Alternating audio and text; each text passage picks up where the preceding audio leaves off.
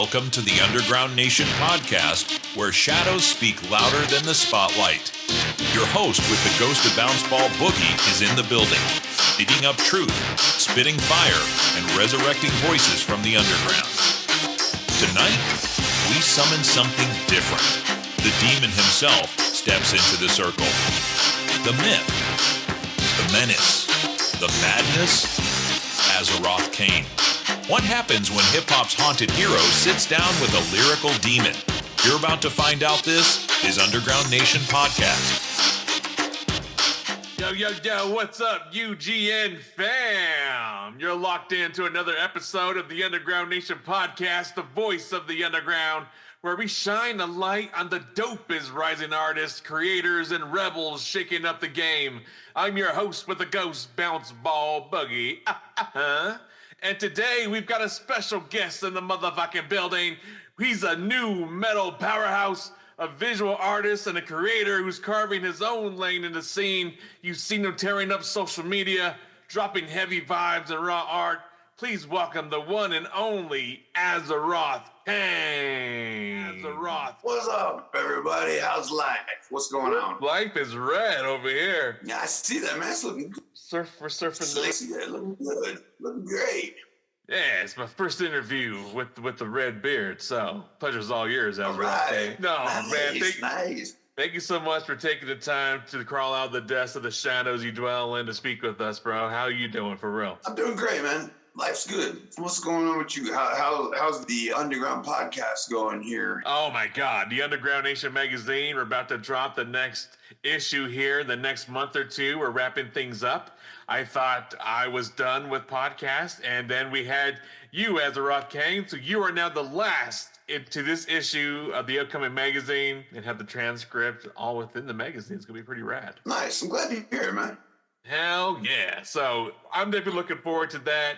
Been being a lot of cool artists, but for those that don't know who the fuck you are, Azaroth Kane, how would you describe your art and music in your own words? I would say it comes from a very emotional place. It's very dark. I deal with some pretty heavy themes of suicide, homicide, drug usage, abuse, plenty of things, bad relationships. I pretty much come from pretty dark place with the music, honestly, switching back and forth between a emotional gothic feel and more of a new metal heavy vibe. Hell yeah. And before we kind of went live here, you were mentioning to me you started music at a pretty young age. Would you want to talk more about how you discovered music? Yeah, man. Or did music discover you? Yeah, actually, it kind of discovered, to tell you the truth. Yeah, exactly. When I was younger, my parents listened to from the mother's side, I had everything from Motown to pop. From my dad's side, I had everything from southern rock to like blues, like B.B. King and Etta James and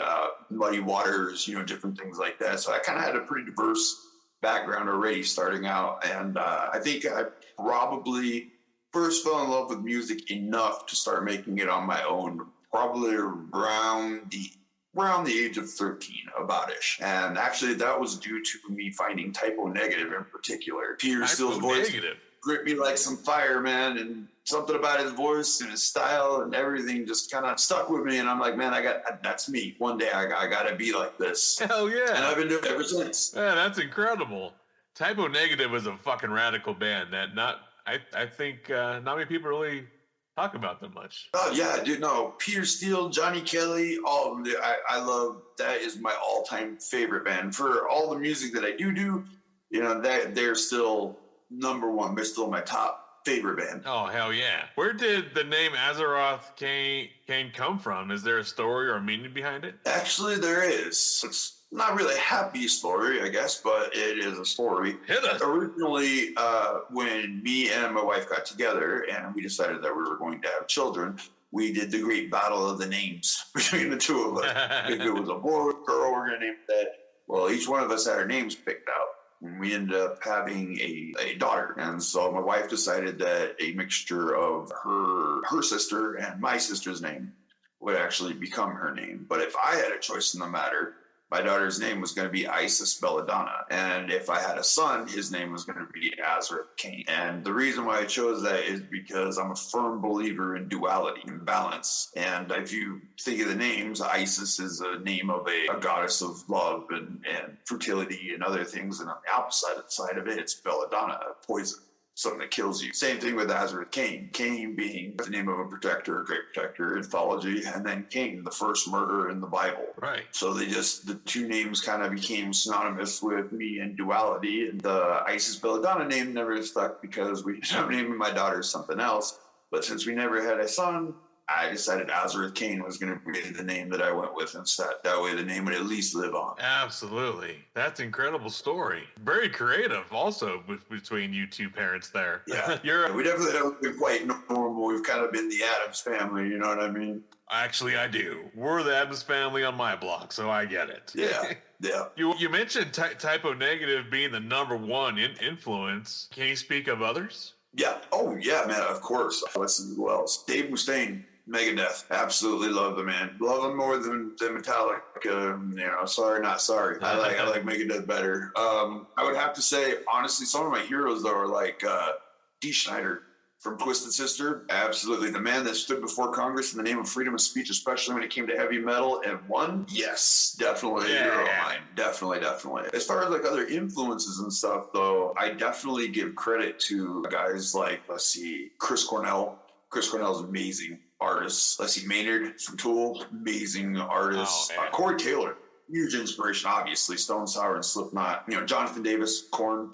Fred Durst, Limp Bizkit. The list goes on and on. Absolutely. I got wind that Limp Bizkit's back in the studio. Yeah, I heard that, man. Yeah, I was super excited to see that. I'll tell you what I wasn't excited to see, though, was Linkin Park. No, I'm not digging Linkin Park these days, man. And it's nothing against her or anything. It's nothing against the whole Scientology thing that they're bringing up in the media and stuff. It's just, their standalone stuff now is okay with her. I can respect it. I like it for what it is. But when it comes to doing Chester stuff in particular, I'm just not feeling it. I can agree with that. I personally did not feel it either. And really, I was thinking about doing an episode kind of talking about this because I always felt it's been awkward when they replace the singer. I felt the same way with Deadpool. I forget the gentleman's name, the new singer, but it's not the same. It's not. To me, it's a new band. It's something different, and that's why I liked when Rage Against the Machine when Zach left, right. And they moved forward with Cornell. They changed the name of the band name and everything because it's a different band. I know it's the original members there, but in my opinion, you guys are bringing out a whole new sound and trying to recreate or redo another artist's art. It just doesn't. I don't know. It doesn't resonate with me too well. I expect it for what it is, or like keeping the memory alive and that type of mentality. But I don't know. It's just awkward to me personally. It is for me too, honestly. And honestly, Chester, those are some big shoes to fill. No matter who was going to take that position, they were definitely big shoes to fill. And so I give credit to anybody that even attempts it, honestly. But like I said, unfortunately, I'm just not a big fan of where they are right now and what they're doing. Sure. Well, let's talk about what you're doing, because you have lots of great music you've been pumping out. You have an incredible scream. Out of a lot of the artists that I've interviewed, I admire your scream. It's tremendous. I was going to ask if you could even give us a raw scream on the podcast tonight, just so people can hear what the fuck I'm talking about. Yeah, man, no problem. Yeah, vocal range can go anywhere from. That's dope, man. Yeah, hit them. I like wake up the kids up. I love being able to punch that microphone with my vocals. You know what I mean? Just beat the shit out of that mic and go at it. Yeah, I definitely enjoy your music. Well, walk us through your creative process. Do you write lyrics first, create instrumentals, or is it different every time? It's a little different every time. There's not quite a real formula to it. I get different inspirations from other things, I suppose. Most of the time, though, yeah, it probably starts out with me writing, a poem or something first, and then I kind of decide what I want to do with it, whether it wants to stay a poem or whether I think it'd be something good for a song. And if I think it's something good for a song and worthy, then I start maneuvering things around a bit so it's not quite in that poetry format. And then whatever I was feeling or whatever I was thinking at the time or whatever emotions were involved, I try to convey that also with the music. I work with a couple of other independent artists, a guitarist and a drummer, both of which don't really want much credit involved with the Azaroth Kane project because they actually have their own projects that they're doing in particular that they're trying to promote and everything. So they kind of sit as shadow members of the band essentially. And yeah, we get together and we start hashing things over. I start explaining, where I was with it, what I was thinking. They start coming up with some creative ideas. I'll throw some things together and kind of pass it their way, or I'll be like, hey, this band is kind of the feel or the idea. Do you think that we could kind of put something together like this? And before you know it, everything just starts bouncing back and forth between each other, and eventually we've got a full-fledged song. Wait, are you saying you have a full band you're working with? And now we take a trip into the fire. This next one comes straight from the depths, the pain, the passion, the prophecy. This is Azaroth Kane with Yearn to the Yearn. Velvet plague, I walk with shadows draped in grave. A rotary of vertebrae hangs round my neck in sweet decay. My lips still stain from morning wine. I serenade the end of time. I do not dream, I do not burn. I kiss the dark and yearn for the urn. Yearn for the urn, my porcelain cage, where roses rot and angels age. Entombed in lace, embalmed in love, I weep beneath, not rise above. No dawn shall find what night has earned. I do not live, I yearn for the yearn.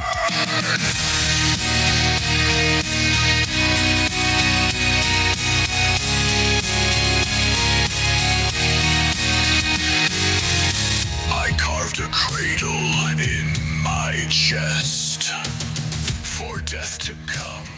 Almost, yeah. What we do is we do use, in all transparency, we do use some AI to help with different things because there's essentially only 3 of us that work together to make this whole project work. Okay. And I'm the creative mind behind it all. I'm the one that helps organize it all and stuff. Like those guys, like I said, they're doing their own thing until I hit them up and I'm like, hey guys, let's do something. And then right away, they don't drop their projects, but obviously they go ahead and jump on right away. And yeah, we start doing everything. And whatever we don't have in particular, whether we need a synthesizer or we need secondary guitarist or something, some kind of bass riff or something that, is just a little too complicated for someone. And we may use a little AI to help us with something, here and there. But for the most part, yeah, it's just 3 of us putting this all together. Wow, incredible. I did not know that. Yeah, and a lot of it is just, like I said, me doing, I actually do all the artwork. I do the videos, I do the lyrics, and I do the vocals. Okay, incredible. How do you balance like doing the artwork and your music? Do they kind of inspire each other, or do you, or Oh, absolutely. stay separate? No, absolutely. They're absolutely tied into each other intermittently. The idea of the project essentially is that it's a story. He is essentially that he's telling you. They're found in Eastern mythology, kind of like a jinn of sorts. Except for a tulpa is something that is brought about to the world, consciousness brought about to the world out of extreme emotion. So, like, let's say mass genocide, for example, would produce a tulpa of extreme violence. And essentially that's what Azaroth Kane is. He is the culmination of everything vile, hatred, murder, lust, rage, everything that embodies all the darkest parts of the world. He is the embodiment of that. And in the name of, again, duality, he is to experience all the suffering that he has yet to instill upon the world. That's deep, bro. Yeah, and so the music itself is one part of the story, but then if you follow, I got kind of little Easter eggs in different social medias. One social media might have part of the story, different one might have a different part. Almost like an ARG, you can kind of follow it around a little bit here and there, picking up bits and pieces. Even on YouTube, I have 4 different books that are being written right now. One's the Book of Cain, one's the Book of Chaos, one's the Book of Blood, and one's the Book of Prophecies. And in the posts, you can read these different prophecies about this Azaroth Kane and how he's brought into the world and what he does and kind of his inspirations. And you find out a little later on, he can never even be destroyed technically because he's just energy. So evil truly never dies. It just waits to be reborn. Yeah, hell yeah. Hell yeah. So that's essentially the idea behind Azaroth Kane. That's intense, bro. How would you describe the message or emotions you want fans to feel from your work? You know, honestly, I leave it pretty vacant for people.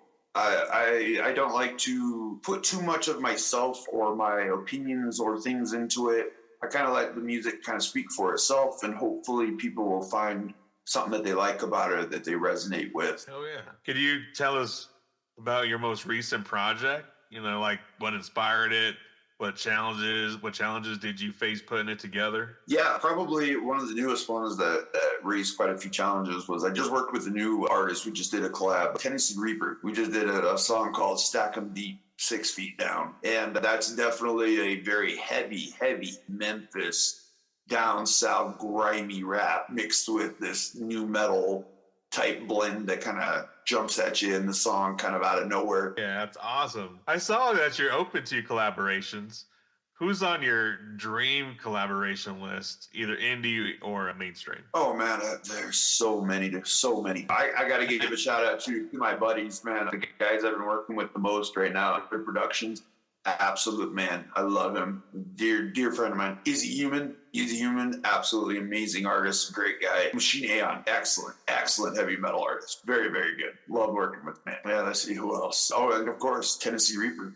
Can't forget about him, man. He's fucking killing it, man. He's got I think he's up to 50,000 subs right now or something like that. Hey, watch out now. Yeah, somewhere in there, man. He's straight killing the game. They all are, honestly. Incredible. Do you prefer working solo or collaborating with others? Both. Honestly, I like working with people. I like working alone. I'm not really picky about it, honestly. Do you approach the project differently? Depending on who it is or what the project is, yeah. What could be that different approach?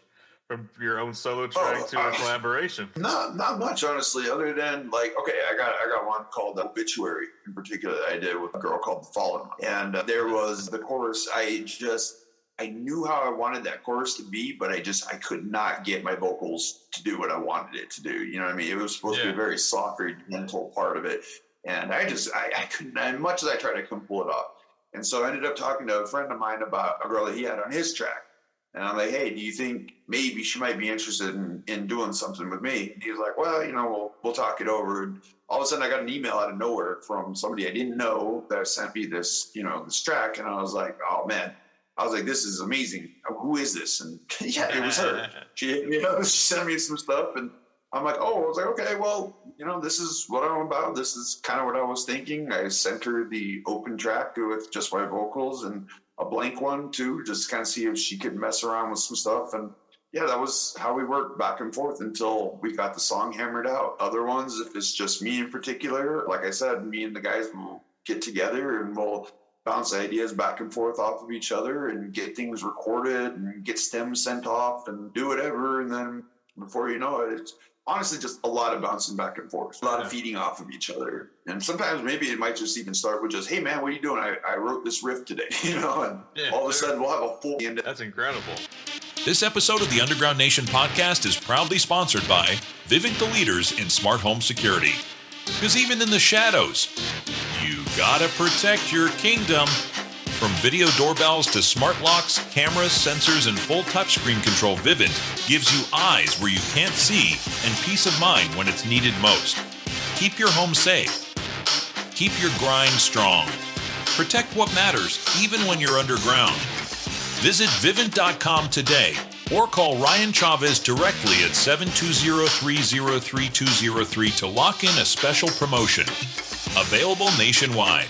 Subs right now or something like that. Hey, watch out now. Yeah, somewhere in there, man. He's straight killing the game. They all are, honestly. Incredible. Do you prefer working solo or collaborating with others? Both. Honestly, I like working with people. I like working alone. I'm not really picky about it, honestly. Do you approach the project differently? Depending on who it is or what the project is, yeah. What could be that different approach?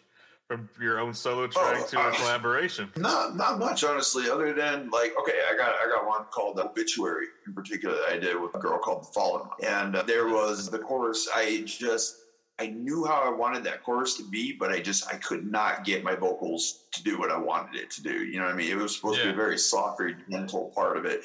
And I couldn't, as much as I tried, I couldn't pull it off. And so I ended up talking to a friend of mine about a girl that he had on his track. And I'm like, hey, do you think maybe she might be interested in doing something with me? And he was like, well, we'll talk it over. And all of a sudden I got an email out of nowhere from somebody I didn't know that sent me this, this track. And I was like, oh man, this is amazing. Who is this? And yeah, it was her. She sent me some stuff and I'm like, I was like, okay, well, this is what I'm about. This is kind of what I was thinking. I sent her the open track with just my vocals and a blank one too, just to kind of see if she could mess around with some stuff. And yeah, that was how we worked back and forth until we got the song hammered out. Other ones, if it's just me in particular, like I said, me and the guys will get together and we'll bounce ideas back and forth off of each other and get things recorded and get stems sent off and do whatever. And then before you know it, it's honestly just a lot of bouncing back and forth, a lot of feeding off of each other. And sometimes maybe it might just even start with just, hey man, what are you doing? I wrote this riff today, and all of a sudden we'll have a full end. That's incredible. Do you rely on your own personal recording studio, or do you have a particular recording studio that you like to go to, or just more of a... No, I've got my own recording studio, my own setup. So just a straight vocal studio? Yeah. Or does the whole band come over and we're plugging in? No. I've got my own vocal studio, man. Honestly, we're all separated by states. Oh, shit. Everything is pretty much done online between us. Yeah, everything is done online between us. Welcome to the digital world. Back and forth. That's exactly what it is. That's pretty dope. Yeah. I had a homeboy. He was mixing and mastering one of my tracks I'm working on, and he used me, I believe it was, and it was just like Zoom, but it was Muse. And he let me go right into his, his dashboard, into his DAW, and showed me in live how, him doing the mix and master. I was like, wow, I've never heard of this. It was really dope. It was a dope experience. Like, he's all the way in Mississippi, really cool but we were together, just like you and I are now, doing a complete project. And I was like, what the freak? Yeah, man, that's pretty much how we do it too. Like I said, a lot of video calls, a lot of emails. That's why I say, bro, these kids, they have no idea the power they have. If we had this power and we were coming up, like, you ain't kidding, man. I'm still old school. I remember going out to parking lots with my freaking cassette tape and handing them out to people before even CDs were popular. Yeah, I was definitely selling out of the trunk. Yep. That's where I started footwork, my man. All right, Azaroth Kane, I want to take a break from these questions and play a game with you. I hope you're down for it. It's called Kane or Nah. Okay, let's do it. It's good. The game is simple. I'm gonna make some simple statements or scenarios. If you're down with it, obviously you're gonna scream or do your growl. Kane or Nah. All right, I got it. Yeah, we want to know, Little Mo, about shoot. All right, Kane or Nah? I've moshed so hard I left with a battle scar. Care to share that scar? Yeah, definitely. I got more scars from mosh pits and other dumb things than I care to admit. Including pretty little marks on my forehead, and you get in that mosh pit where you got that wireless mic. The Alex Terrible thing. You know what I'm saying? You might point your head a few times, you actually smack your teeth, you got a bloody mouth a few times, keep going with it. Literally, that's dope. I actually got this scar right here. I don't know if you can see it with the lighting, but the gathering of the Juggalos, and I was at the Vanilla Ice concert. Sweet Ice, my man. And there's a fucking helicopter that flies around, right? These ninjas threw down a motherfucking cooler from the helicopter, and I was in the middle of the pit, got out of the pit, and I was catching my breath at this very moment, and then I looked up in the sky and saw this cooler. I didn't know it was a cooler at the time. I just saw it flying down from the sky, and then it landed on my face, and my tooth went through my lip. Damn. I literally had a pussy lip. That's the cooler full of. It was full of Faygo and beer. Are you serious? Yeah, that's some serious weight landing directly on you. Serious weight. So I'm lucky I didn't lose a tooth, but you didn't break your neck, man. But really? Yeah, I was too gone on acid to even really care about the pain. And Vanilla Ice is a hell of a performer, whether you love him or not. You can't take that. Have you ever seen that man rip on the drums? Huh? Have you ever seen that man rip the drums? Yeah, man. Honestly. Hell, bro. Yeah, he'll tear it up, man. And besides, who don't love ninja rap? You know what I'm saying? That's what the fuck I'm saying. Yeah, Go. Don't get me wrong, it's got its place, but ninja rap, that's where it's at. That's where it's at, baby. All right, next scenario. I performed at a show where nobody showed up but still gave it 100%. I have definitely done that numerous times. I don't care, personally. I'm one of those dudes where if I walk out and 5 people showed up to support me, you're my favorite 5 people right now. You know what I'm saying? I show up, there's 10,000 people that showed up. You're my favorite 10,000 people right now. Don't bother me either way. I'm still going to go out and give 110. Absolutely. Kane or nah, I've forgotten my lyrics live and freestyled instead. Okay, definitely have done that one. I don't do that one anymore, though. That was back before I had the rule that no drinking or anything before or during shows or practice. Oh, yeah, that became a rule eventually because it got to the point to where everybody was drinking and doing stuff and forgetting lines. Forgetting lines or forgetting part of the fill, forgetting the end solo. It was just no bueno. No bueno. All right, last one. I've stayed up more than 48 hours straight working on music or art. On no drugs? On no drugs. No. Just pure adrenaline. Yeah, man. Trust me, if my wife was right here, she would tell you how miserable it makes her a lot of times. I get stuck inside my head that I have to get this done. Especially being ADHD the way I am, I start and stop things so much that I have to really make sure that I stay focused on it. And when I get focused, then I get laser focused on it. And then, the days go by. So. Sure, absolutely. Makes sense to me. You've built, in my opinion,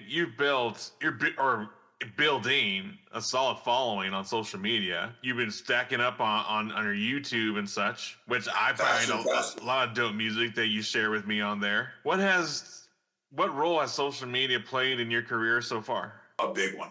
Honestly, like I said, I was old school. I still am. I was used to playing a local show or handing out my CDs in a town I went to, or smacking stickers up on a friggin' light pole or gas station pump or something like that. So this whole digital thing, this is all kind of new to me, but thankfully I got great people working with me. And anytime I'm a dork and don't understand how some of this digital stuff works, they're thankfully nice enough to help me along the way. But yeah, digital has definitely been a very, very vital part of this, especially as of late. Yeah, honestly, there for a while, things were a little slow. I have tons of music that's already set and ready to go, but I didn't think anybody would want to hear it. I was more known for, and I guess I should state this too, I was actually more known for doing horrorcore before this. No way. And with the horrorcore, I did it for about 6 years-ish, maybe a little bit longer. I went by the name The Wretched. Say it again. The Wretched. The Wretched. Yep, was my stage name. Yep, and then I took a hiatus for a while. I decided that I was kind of, no offense to the scene or anything, but I've never really truly been a juggalo. As much as I truly appreciated and loved the underground and was a huge part of it, and it's a huge part of me. I was never a big juggalo, although I appreciated the scene.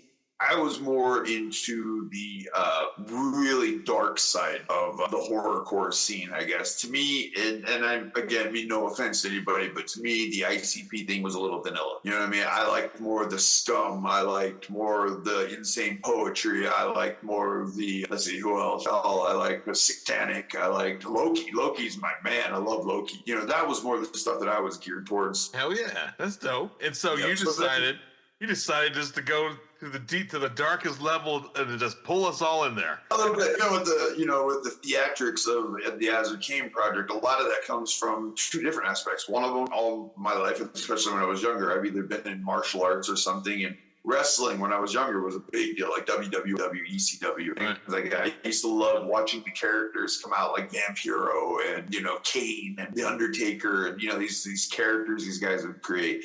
And then later on with the horrorcore scene, of course, you've got like Mars and ICP and Twisted. These are all characters that these guys play and stuff with heavy theatrics and whatever. So kind of all of that kind of culminated together into this idea for this image or this style. Oh yeah.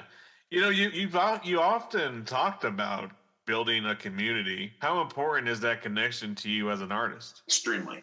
I love hanging out and talking with my fans. It's honestly one of the greatest highlights of my day. Nothing puts a smile on my face better than when I get to chat with somebody and they're like, hey, man, your music really helped me out today. I really needed that. Thanks. Like, I couldn't ask for anything more than that. You know what I mean? That to me right there just made whatever blood, sweat, and tears went into that absolutely worth it. And even if it was only for that one person, at least I got to that one person. And I truly appreciated them for appreciating me. Absolutely. Coming up next, a sermon soaked in venomous scripture spit from a serpent's mouth. This is Azaroth Kane with Black Tongue Sermon. Don't say we didn't warn you. Let it slither in. You see light, I see lies, I see rot where the spirit dies. Look in my eyes, you baptize in fire. Now kneel and admire the liar. I was born in a coffin, raised by the screams, fed on the marrow of broken dreams. No halo, just rust, no wings, just blades. From the craft where your hope decays. Ash from my breath when I spit this verse. Every rhyme's a spell, every bar's a curse. No love, no peace, no gods I trust. Just bones in the dirt and blood on the dust. Look at my face, you can feel that dread.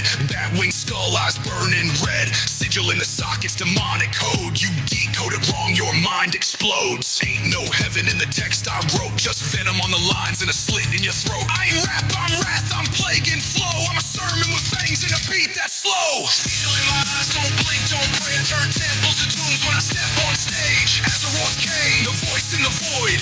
Where the beat don't bounce, it destroys. Sigil in my eyes, etched in sin. Every bar I spit is a war within.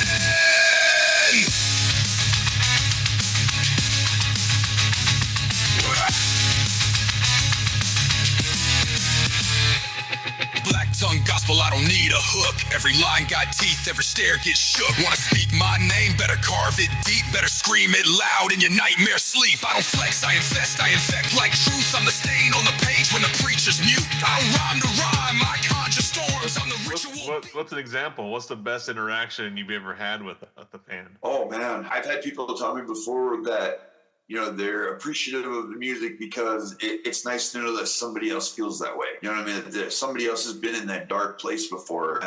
There is hope in it. You know what I mean? Even when it seems hopeless, there's an avenue. For me, music was my therapy for that. That's what helped get it out. I think everybody needs to try to find that creative outlet, that venting for them for whatever it is that is going on with their life. You know, whether it's anger, sadness, or even happiness and love, whatever your therapy is, and it's always nice to hear that when your therapy affects somebody else and it helps them too. That to me is absolute brilliance. That's when you guys have touched on a new level. You know what I mean? Physical touch is one thing, but this is touching on a different level. This is a soul or emotional level that you've touched. And that to me is far more important. Absolutely. What would you say has been the biggest obstacle you've had to overcome in your journey as an artist so far? I would probably say trying to probably balance the music career with the family life. That's honestly probably the hardest part. Any advice you could give to a struggling artist that may be having a young one on the way or currently has a baby and trying to establish himself as an artist? Just have a lot of patience. You know what I mean? It's not Rome wasn't built in a day, and even the Mona Lisa's falling apart. So it's going to take time. You know what I mean? You got to just work at it little by little and understand that, your family is just as important as your fans and your music. You're essentially balancing three different things at once. And sometimes it can be complicated and it can be difficult, but ultimately compromise and sacrifice both come hand in hand. Yeah, absolutely. I agree with the patient thing, especially coming from someone with high anxiety. Definitely patience is great advice, not just with yourself, but with whatever situation you're currently being faced with at that current moment. You don't want to just blow up. Read the room, dude. Yeah. It's hard. It is. It really is. And especially, I'm in a little more of an advantageous position right now, to where my daughter's actually a little bit older. She's going to be turning 15 here soon and having a quince. So she's not exactly a young one anymore. But for those that are having a young one on the way or do have a much younger child or whatever, yeah, the only advice that I could really say is love them now. You know what I'm saying? Music will always be there, but they'll only be that age for so long. That is true. They do grow fast. They do. And so, you essentially, you learn to find that balance, I think. I don't think it's really anything that anybody can teach you. It's just something you kind of learn along the way. Yeah, absolutely. And let me help you create a good financial plan so you can balance your artist and your family income appropriately instead of just trying to wing it. That's when people get fucked. When you start winging shit, that's when you get in these weird obstacles but awkward situations that you find yourself in, just trying to do things for the family and do things for your music. Yeah. I've been there. Speaking of youngsters, if you could go back and tell your younger self something, what would it be, Azaroth Kane? I'm sorry, what was that? What was the question? Yeah, can you still hear me? Yeah. If you could go back and tell your younger self something, what would it be? About the music or just in general about life? Whatever. I think if I could go back and tell myself anything, I would tell myself to remember that the life I had and the things that happened to me along the way, I should have learned to forgive a long time ago. You know what I mean? I should have learned to let that go. And instead, I had to learn the hard way, and I let it fester in me, and it became dark, and it became angry, and it became spiteful, and a lot of things. And, essentially, if you let it, it will swallow you, and it won't let it go. It refuses to let go. I mean, it will become the battle of your life if you let it swallow you. And that's where, honestly, I sit conflicted, because I like to sit right on that fence most of the time. Not consciously, but it just tends to happen. I get it. Got to walk that line. Yeah, sometimes. Well, then you mentioned, and I may have heard you wrong, but you mentioned that your kiddo isn't as little kiddo as she once was. Is that freeing up some time for more music? Where do you think Azaroth Kane will be in the next 5 years? Oh yeah, man, it's definitely freed up quite a bit. Now she's getting to the point where she's becoming much more independent. She can do plenty of things on her own, and thankfully, Daddy's her favorite musician right now, so she's very supportive. She always wants to be in the studio. She always wants to be involved with, what's going on with her, seeing the new art or hearing about the new prophecy or whatever it is. She always my number one fan. Her and my wife both. That's incredible. And where do you see Azaroth Kane in the next 5 years? Oh, honestly, I don't know. I don't know. Honestly, I really don't have a game plan for the next 5 years. I just want to be able to keep making music. I want to be able to keep touching people, and I want to keep being able to do it just essentially as long as I can. I'm only getting older. My vocals aren't going to last forever. And, I could always keep writing, I keep doing things, but, doing this extreme heavy style, I mean, nobody wants to see a 60-year-old man trying to get up there and do, some new metal shit. It just don't look right, you know what I mean? 80 years old with some jingos, not a good look. Listen, I'll support you, Azaroth Kane. I'll be in that nursing home right there with you, my man. That's great. You know what? As long as people are still wanting to listen and there's still, people out there that are interested, then I'll keep doing it. I don't care. Awesome, bro. All right, ready? This is called the rapid fire round. Okay, just quick answers. Yep, no problem. Go for it, man. Shoot. Ready? Favorite new metal band? New metal. Period or now? Huh? I'm sorry. Was it period, or was that a new metal band now, or just ever? Now. Nathan James. First album you ever bought? The May Feet Kill Repeat. Weirdest place you got inspiration from? Probably the old prison in Phoenix, Arizona. Oh damn! Do I need to ask out there? Yeah, no, I wasn't there because that was one of those visit things. But over the inspiration and everything that were involved there, yeah, I've gotten some weird inspirations because they actually have a cemetery there full of I can't even remember how old some of those stones are that are out there. Some of them are unmarked even. Wow, crazy dope. If you weren't making music or art, what would you be doing? I'd probably be dead, honestly. What's one thing fans would be surprised to learn about you? Let's see. I hate coffee tables. Do you slam people through coffee tables? No.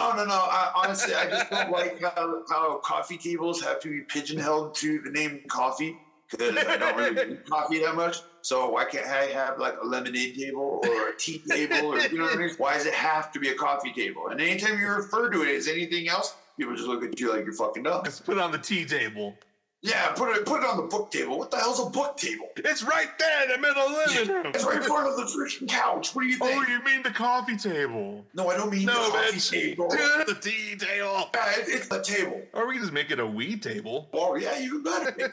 Oh, man, this has been fun, Azaroth Kane. What's one message you want to leave the world with today with the Underground Nation? Be kind to yourselves. Be kind to each other. If you're not, Azaroth will be here. That was the most politeful threat I've ever heard in my life. Hey, man, it's up to the world whether they want to manifest them or not. That was good. That was a good answer. That was really good. That was the best, kindest threat I've ever heard in my life. Oh, man, no threats, just promises. No threats, just promises. Just promises. Yeah! And finally, where can people find and support you online? Everywhere, man. I'm all over. You name it, I'm on it. Got DistroKid. I mean, YouTube is where I'm most active. YouTube and Facebook.